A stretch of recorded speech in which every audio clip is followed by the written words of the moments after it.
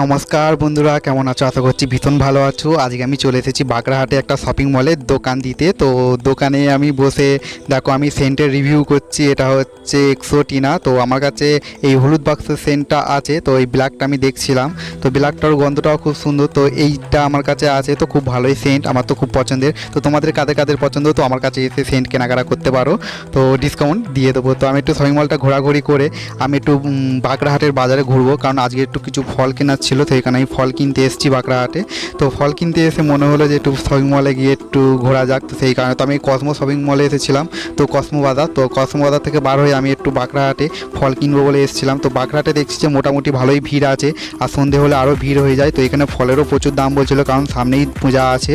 তো আমাদের বাড়িতে পূজার জন্যই আজকে ফলটা নিতে এসেছিলাম। আর বাগড়াহাটে এসেছি জগন্নাথ মন্দির আসবো না, এটা কোনো হতেই পারে না। তো একটুখানি জগন্নাথ মন্দিরও ঘোরাঘুরি করে নিলাম, ভগবানকে দর্শন করে নিলাম। তো এরকম মিনি ব্লগটা আমরা লাগলো কমেন্ট করে জানাতে পারো। আশা করছি